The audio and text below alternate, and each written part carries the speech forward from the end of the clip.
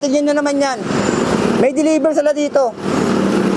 So, bagong lapad. Ang dami, oh. Maglalakbay ako patungo sa kawalan upang amunin tong pangarap sa buhay at susuungin ko itong kadiliman.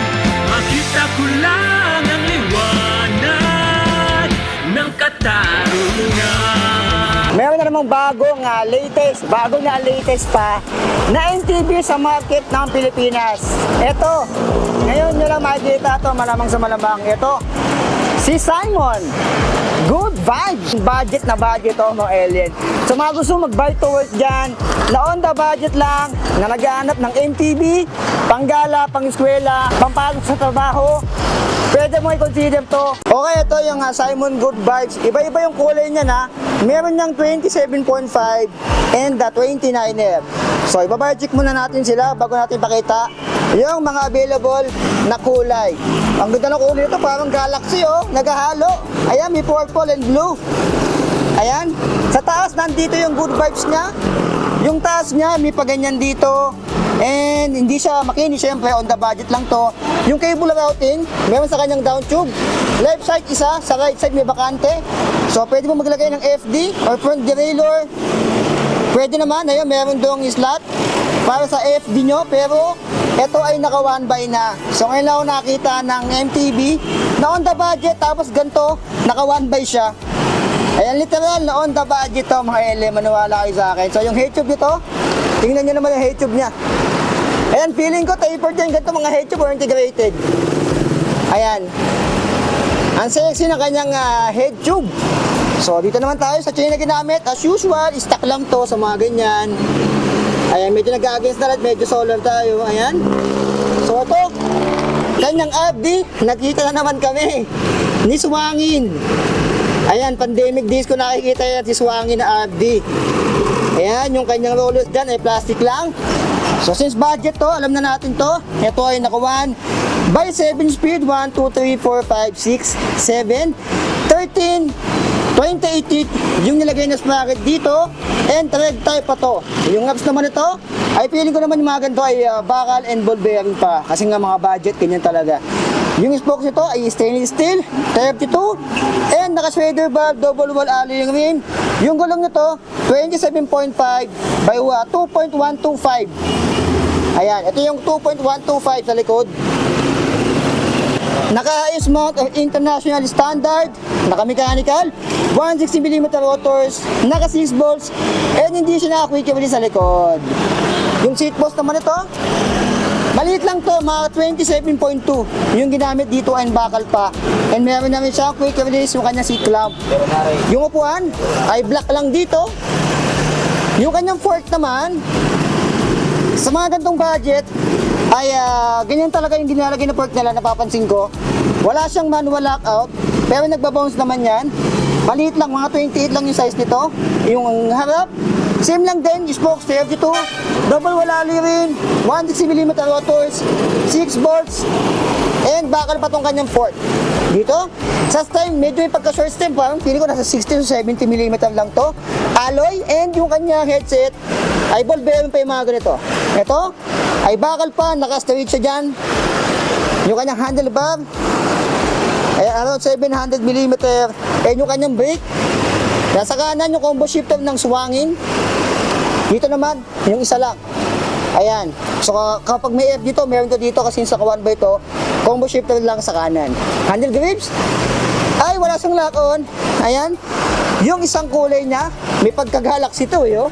Ganda ng kulay nito, ni Swangin, na Good Vibes. Parehas lang sila ng mga pesa dito.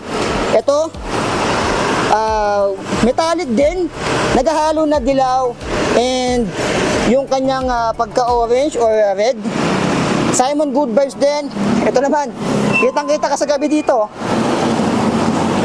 Ayan, kitang-kita ka sa gabi. Ayan, mga medium size nga pala ito, mga 16.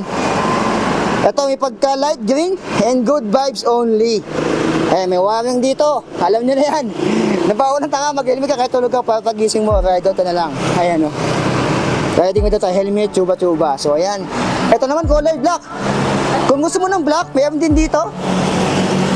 Black and white. Ito, masimple lang talaga. Mga mahilig sa pula, sa black dyan. Pula. Ito, meron ditong available. Kay Sanmon na Good Vibes, color black. So nakaswangin din, almost same lang din sila ng mga pyesa. Ito namang isa, yung green. Green na may silver.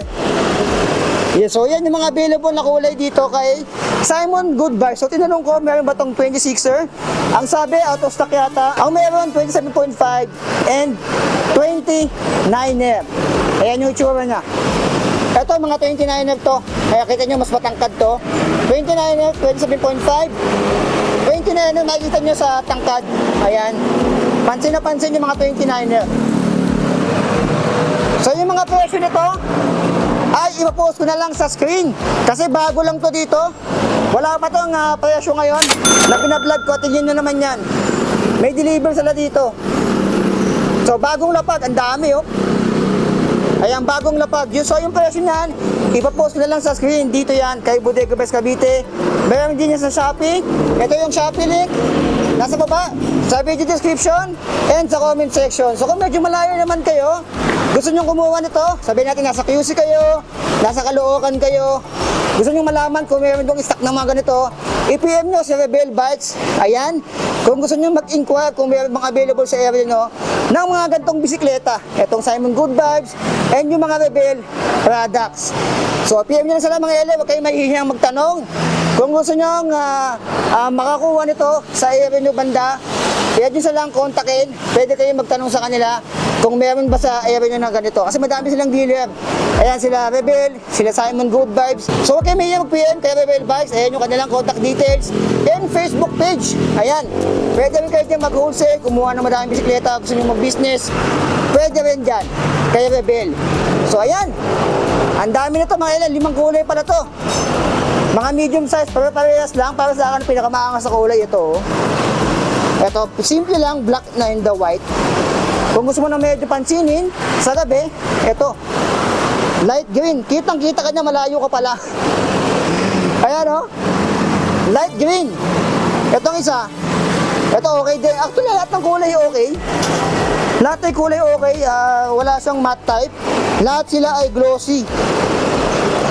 Ayan, kung mapapansin nyo, lahat sila ay glossy. So yan yung latest na bisikleta ngayon sa market na nandito ngayon kay Bodega Bikes Cavite sa Dasmabaya. So ulitin ko, kung gusto nyo mag-inquire about dito kay Bodega Bikes Cavite, pero kung medyo malayo kayo, i-PM nyo si Rebel Bikes para mabigyan kayo ng location kung saan may malapit na bisikleta or bike shop kung saan kayo makakabili nito sa area nyo. Ayan. So yung mga kanilang mga details ni Rebel Bikes and Bodega Bikes Cavite nandiyan na sa video description. So ayan, ano masabi nyo dito? Okay? Simon Good Vibes, yung presyo ay malamang sa malamang on the budget. Ito pinakamahal siguro, nasa around 5K, nasa around 4K lang to. I love you all. Design nga.